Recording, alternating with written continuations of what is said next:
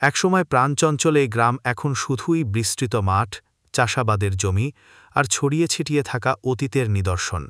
দেশ যখন জনসংখ্যার চাপ সামলাতে হিমশিম খাচ্ছে, তখন পুরো একটা গ্রাম যুগের পর যুগ পড়ে আছে জনশূন্য। মানুষের কোলাহলহীন সেই গ্রামের নাম মঙ্গলপুর।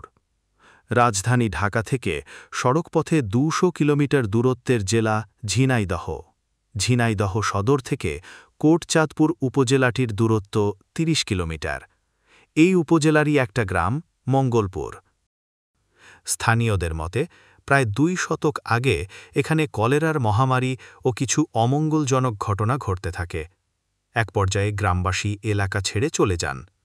কারু ভাষায় ধর্মীয় কুসংস্কার, আবার কারু মতে দেশভাগ ও মুক্তিযুদ্ধের সময় ভারতের উদ্দেশ্যে চলে যার মঙ্গলপুরের মূল বাসিন্দারা, মূলত হিন্দু ঠাকুর সম্প্রদায়ের মানুষ। গ্রামের শেষ বাসিন্দা ছিলেন বেদে ঠাকুর, যিনি রহস্যজনকভাবে খুন হন। এরপর থেকেই জনশূন্য হয়ে পড়ে পুরো গ্রাম। এখন সেই জায়গায় ফসলের মাঠ, পুরনো পুকুর, ভাঙা বাসন ও বড় আকৃতির প্রাচীন ইট ছাড়া কিছুই নেই। স্থানীয়রা বলেন এখানে এখন জিন-পরীদের রাজত্ব। দিনভর ফাঁকা, রাতের নিস্তব্ধতা গা ছমছমে। গ্রামের একমাত্র দৃশ্যমান স্থাপনা হল একটি দরগা, নির্মিত ১৯৭৬ সালে। সব মিলিয়ে মঙ্গলপুর এখন ইতিহাস, কুসংস্কার আর ভুতুড়ে গল্পের এক নিস্তব্ধ মিলনস্থল।